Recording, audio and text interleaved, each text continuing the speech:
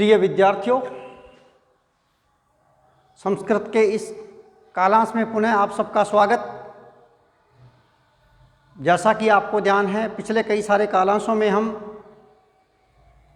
तृतीया विभक्ति के अनेक सूत्र पढ़ चुके हैं, जैसे साधकतम करणम, कर्तृकर्णयोस् तृतीया, इत्थम भूत लक्षणे, अपवर्गे तृतीया,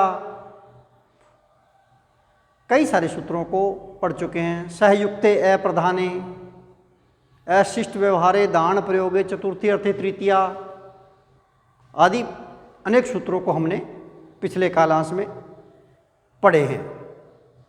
आज इस कालांश में मैं आपसे तृतीया विभक्ति से संबंधित एक सूत्र है मित्रों,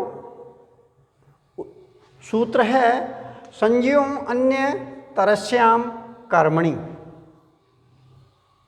सूत्र है मित्रों संज्ञों अन्य तरस्याम कर्मणि। इस सूत्र पर मैं आपसे चर्चा कर रहा हूं। मित्रों, देखते हैं यह सूत्र क्या कहना चाहता है। देखिएगा, इस सूत्र का अर्थ है कि सम उपसर्ग पूर्वक ज्ञ धातु के अनुक्त कर्म में विकल्प से तृतीया विभक्ति होती है। सूत्र है संज्ञों अन्य तरस्याम कर्मणि, और सूत्र का अर्थ है कि सम उपसर्ग पूर्वक ज्ञ धातु के अनुक्त कर्म में विकल्प से तृतीया विभक्ति होती है। क्या ज्ञ धातु जानना अर्थ में है और उससे पहले सम उपसर्ग लगा हुआ हो, तो मित्रों सम उपसर्ग धन ज्ञ धातु और लट लकार प्रथम पुरुष एक वचन आत्मनेपदी में होता है संज्ञानिते। क्या होता है? संज्ञानिते। वाक्य का प्रयोग करके बता रहा हूं। बालकः पित्रा पितरम वा संज्ञानिते। बालक पिता को ठीक से पहचानता है। बालक पिता को भली भांति पहचानता है। देखिएगा, यहां सम उपसर्ग पूर्वक ज्ञ धातु का अर्थ है ठीक से पहचानना। क्या सम उपसर्ग पूर्वक ज्ञ धातु का अर्थ है ठीक से पहचानना? ज्ञ धातु जो है वो पहचानना अर्थ में है, और सम उपसर्ग लग गया तो अर्थ हो गया ठीक से पहचानना। देखिएगा, सूत्र में दिया हुआ है संज्ञों अन्य तरस्याम। अन्य तरस्याम, देखिए अन्य तरस्याम का मतलब यहां है विकल्प से। विकल्प से, तो विकल्प से तृतीया विभक्ति होती है। देखिएगा, पहले अपन लोग देखते हैं, जैसे वाक्य बनाते हैं बालकः पितरम वा संज्ञानिते। वाक्य है बालकः पित्रा पितरम वा संज्ञानिते। पहले अपने तृतीया विभक्ति को लेते हैं उक्त सूत्र से। सूत्र है संज्ञों अन्य तरस्याम कर्मणि। देखिएगा, बालक है उक्त कर्म हो गया, क्षमा चाहूंगा उक्त कर्ता हो गया। बालक है उक्त कर्ता, तो अनुक्त कर्म हो गया पित्रा पितरम। देखिएगा, ये अनुक्त कर्म है पिता को, अनुक्त कर्म हो गया। संज्ञानिते भली भांति पहचानता है। इसमें ये सूत्र कहना चाहता है कि यदि सम उपसर्ग पूर्वक ज्ञ धातु का वाक्य में प्रयोग हो तो मित्रों अनुक्त कर्म में, चूंकि यहाँ पिता को ये गौण कर्म हो गया है ना, तो अनुक्त कर्म में कर्ता प्रधान है, तो अनुक्त कर्म में विकल्प से तृतीया विभक्ति आ जाएगी। देखिएगा, यहाँ ये पित्रा शब्द लगा है ना, यहाँ सम उपसर्ग पूर्वक ज्ञा धातु आत्मनेपदी लट लकार प्रथम पुरुष एक वचन संज्ञानिते होता है। सम उपसर्ग लगने से संज्ञानिते बन गया जानिते को। तो इस पित्रा, इस अनुक्त कर्म में पिता को, इस अनुक्त कर्म में विकल्प से तृतीया विभक्ति हो गई। किससे?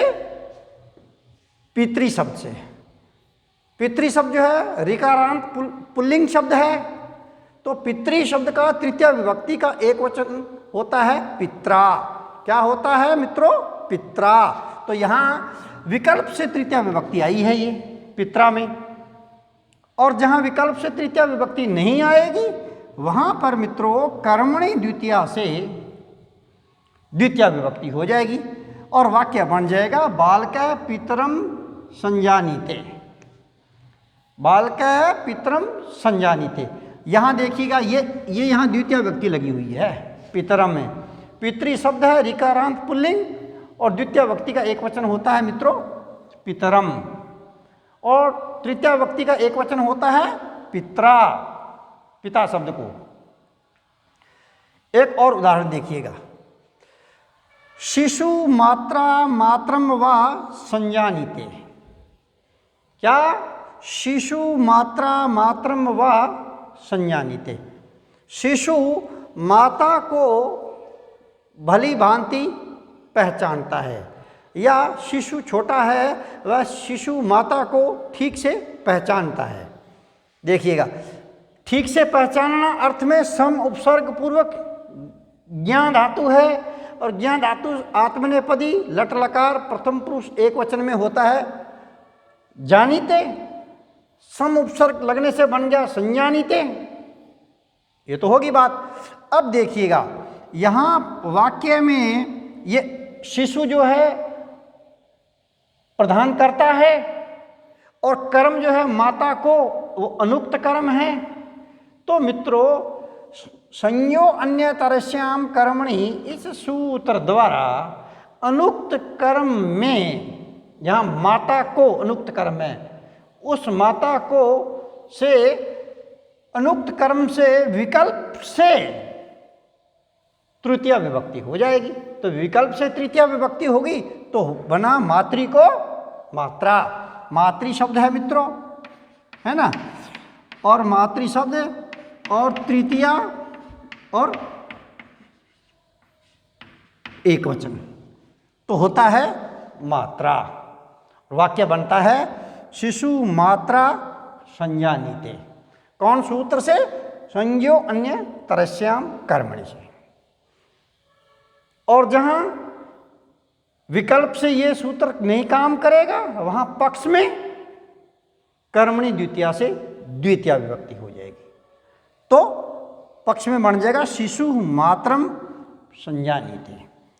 यहाँ तृतीया विभक्ति आई है उपयुक्त सूत्र से, और यहाँ मात्रम में मातृ शब्द है, और इस मातृ शब्द का द्वितीय विभक्ति का एक वचन होता है माता को।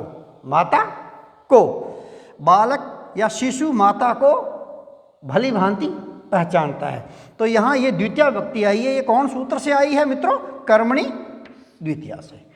ये तो आई है मात्रम में कर्मणि द्वितीया से द्वितीय विभक्ति, और जो मात्रा जो पद दे रखा है इस मात्रा पद में संज्ञो अन्य तरस्याम कर्मणि इस सूत्र से विकल्प से अनुक्त कर्म में तृतीय विभक्ति आई है, और वाक्य बन जाता है शिशु मात्रा मात्रम व संज्ञानीते।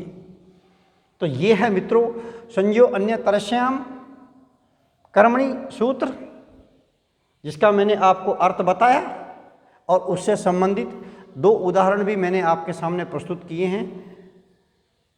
अगले कालांश में मित्रों मैं पुनः आपके सामने कल हम नया सूत्र लेकर के चर्चा करेंगे। तब तक के लिए जय हिंद, जय भारत।